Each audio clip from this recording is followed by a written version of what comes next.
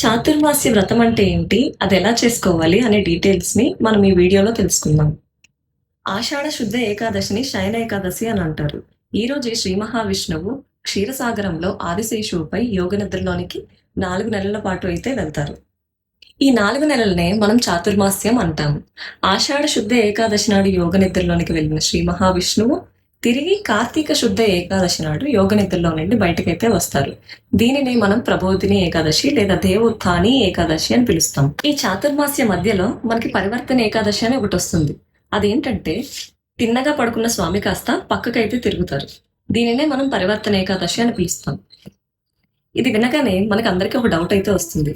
అసలు శ్రీ మహావిష్ణువు నిద్రపోవడం ఏంటి? ఆయనే నిద్రపోతే ఈ జగత్తంతా ఎలా నడుస్తుంది అని డౌట్ అయితే వస్తుంది. కానీ మనం ఒకటి గుర్తుపెట్టుకోవాలండి. శ్రీ మహావిష్ణువు అంటే ఒక మనిషి మాత్రమే కాదు. ఆయన విశ్వం మొత్తం వ్యాపించి ఉన్న ఒక శక్తి. అలాంటి శక్తి నిద్రపోతే మనం ఎలా జీవిస్తాం చెప్పండి? అలా విశ్వమంతా వ్యాపించి ఉన్న ఆ శక్తి తనలో తానే అంతర్ముఖం అయ్యే ఈ 4 నెలల్ని చాతుర్మాస్యం అని పిలుస్తాం.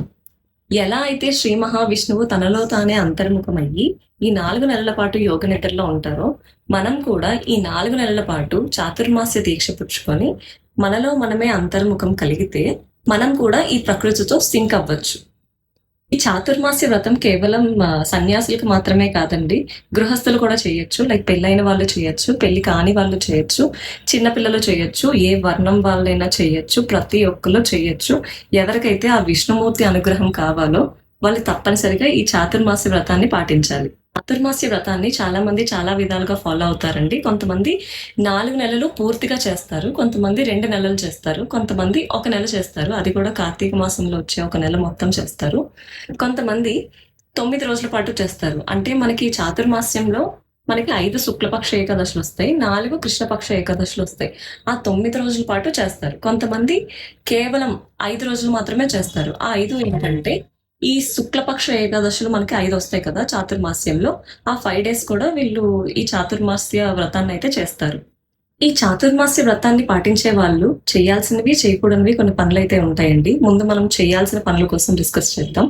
ముందుగా మనం పొద్దున్నే లేచి స్నానం చేయాలి. దాని తర్వాత దైవారాధన చేసుకోవాలి. ఆ తర్వాత విష్ణు సహస్రనామం లాంటివన్నీ వింటూ ఉండాలి. శుభమే పలకాలండి, అశుభాన్ని పలకకూడదు. ఇంకొకటి, అనవసరమైన మాటలన్నీ మాట్లాడకూడదు. గోసేవ చేస్తూ ఉండాలి. అండ్ ఈ చాతుర్మాస్యంలో వచ్చే ఏకాదశులకి ఫాస్టింగ్ ఉండాలి. మళ్ళీ ఈ ఫాస్టింగ్ అన్నాను కదా అని అందరూ చేయకూడదండి. ఒకవేళ పేషెంట్స్ గానే ఉంటే వాళ్ళు అసలు చేయొద్దు. హెల్దీగా ఉంటేనే మీరు ఈ ఫాస్టింగ్స్ అన్ని ఆచరించండి. ఇప్పుడు మనం చేయకూడని వాటి కోసం అయితే డిస్కస్ చేద్దామండి. ముందుగా మద్యపానం చేయకూడదు, ఆల్కహాల్ తీసుకోకూడదు, ఇంకొకటి నాన్ వెజ్ తినకూడదు, అండ్ బెడ్ మీద పడుకోకూడదండి, నేలపైన పడుకోవాలి. అండ్ రోజుకి ఒకసారే తినండి. అంటే రోజుకి ఒకసారి అంటే కొంచెం తగ్గించాలి, తినే తిండి తగ్గించాలి. అంటే ఊరికే అలా తింటూ ఉండకూడదు. ఇంకొకటి ఏంటంటే కొంతమంది ఫస్ట్ మంత్ లో గ్రీన్ లీఫీ వెజిటేబుల్స్ మానేస్తారు, సెకండ్ మంత్ లో ఏమో పెరుగు మానేస్తారు, థర్డ్ మంత్ లో పాలు మానేస్తారు, ఫోర్త్ మంత్ లో అయితే ఈ పప్పులు ఏవైతే ఉంటాయో అవి తీసుకోవడం మానేస్తారు. అండ్ గార్లిక్, ఆనియన్ ఇలాంటివి కూడా అవాయిడ్ చేస్తూ ఉంటారు. అండ్ హింస చేయకూడదండి, ఎవరిని కూడా ఊరికే దూషించకూడదు, ప్రయాణాలు ఎక్కువగా చేయకూడదు. అండ్ తిన్న ప్రతిదాన్ని కూడా ముందు దేవుడికి నివేదించి తర్వాత వాళ్ళు తీసుకోవాలన్నమాట. ఇప్పటి వరకు మనం డిస్కస్ చేసిన దానిలో ఏమైనా లాజిక్ ఉందా అంటే ఉందండి. సూర్య భగవానుడు స్వయంగా శ్రీ మహావిష్ణువు యొక్క అంశ. ఈ రైనీ సీజన్ లో సూర్యుడు మేఘాల వెనకైతే ఉంటాడు. వర్షాలు పడుతూ ఉంటాయి కాబట్టి సూర్యుడైతే రాడు.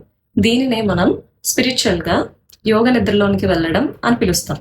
అంటే సూర్యుడు విష్ణుమూర్తి అంశ కాబట్టి ఆయన యోగ నిద్రలోకి వెళ్తున్నారు. అంటే వర్షాలు పడడం వల్ల ఆయన మేఘాల వెనక ఉంటాడనమాట. ఈ 4 నెలల తర్వాత వర్షాలు పూర్తిగా ఆగిపోయి సూర్యుడు మళ్ళీ మనకి యథావిధిగా కనిపిస్తాడండి. దీనినే మనం యోగ నిద్రలో నుండి బయటికి రావడం అని పిలుస్తాము. ఈ 4 నెలల తర్వాత ప్రబోధిని ఏకాదశి నాడు మనకి శ్రీ మహావిష్ణువు గరుడ పక్షి మీద ప్రత్యక్షమయ్యి మన కోరికలన్నీ తీరుస్తారు అని మనం నమ్ముతాం కదండి. దాని వెనకాతల ఉన్న లాజిక్ ఏంటంటే మనకు ఒక కాన్స్టలేషన్ అయితే ఫామ్ అవుతుంది. అది గరుడాకారంలో అయితే ఉంటుంది. దాని మీద సూర్యోదయం జరుగుతుంది కాబట్టి అలా అంటారు. లైక్ శ్రీ మహావిష్ణువు గరుడ పక్షి మీద మనకి ఆ ప్రత్యక్షమయ్యి మన కోరికలన్నీ తీరుస్తారు అని చెప్పి నమ్ముతూ ఉంటారు. సన్యాసులు ఎందుకని ప్రయాణం చేయరు, అండ్ మనం కూడా ఎందుకు ప్రయాణాలు మానుకోవాలి అని అంటే, వచ్చేది వర్షాకాలం కాబట్టి వర్షాకాలంలో ట్రావెల్ చేయడం అంత మంచిది కాదని ఇలాంటిదైతే ఒకటి పెట్టారు. అండ్ ఈ సమయాన్ని మనం సాధన కోసం యూజ్ చేసుకోవాలి అని కూడా చెప్పారు. ఇంకా ఈ చాతుర్మాసి వ్రతం పాటించే వాళ్ళు కొన్ని ఫుడ్స్ తీసుకోరని చెప్పా కదండి. లైక్ ఫస్ట్ మంత్లో గ్రీన్ లీఫీ వెజిటేబుల్స్ తీసుకోరు, సెకండ్ మంత్లో కర్డ్ తీసుకోరు, థర్డ్ మంత్లో మిల్క్ తీసుకోరు, అండ్ ఫోర్త్ మంత్లో ఈ పప్పులు ఏవైతే ఉంటాయో అవి తినరు, అండ్ గార్లిక్ ఆనియన్ కూడా అవాయిడ్ చేస్తారని చెప్పా కదండి. దీని వెనకట్లో ఉన్న లాజిక్ ఏంటంటే ఆయుర్వేదం ప్రకారం ఆ ఫుడ్స్ని ఆ టైంలో మనం అవాయిడ్ చేయాలండి.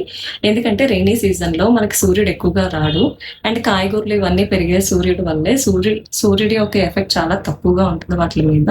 ఇంకా పాలు పెరుగు తీసుకోకూడదని కూడా చెప్పా కదండి. దాని వెనకసలు ఉన్న రీజన్ ఏంటంటే మన కౌస్ అన్ని కూడా గ్రాస్ తింటాయి కదా, సూర్యుడు లేకుండా పెరిగిన ఆ గ్రాస్ ని తినడం వల్ల అవి ఒక పాలను అయితే జనరేట్ చేస్తాయి. ఆ పాలు తాగడం వల్ల మనకైతే డైజెస్ట్ అవ్వవు సరిగ్గా, అది మంచిది కాదు మన బాడీకి ఆ టైంలో, అందుకే అవి తీసుకోకూడదని చెప్పారండి.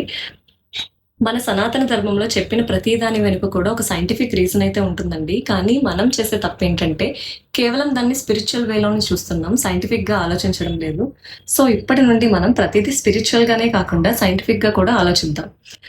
అంటే ఆ వ్రతం ఎందుకు చేయమన్నారు, ఆ ఫుడ్స్ ఎందుకు అవాయిడ్ చేయమన్నారు, ఈ ఫుడ్స్ ఎందుకు తినమన్నారు, ఫాస్టింగ్ ఎందుకు చేయమన్నారు, ఇలాంటి వాటిలన్నిటికీ కూడా ఒక సైంటిఫిక్ రీజన్ వెతుక్కొని వాటిని పాటిస్తే మన లైఫ్ చాలా హ్యాపీగా ఉంటుందండి. Thank you for watching this video.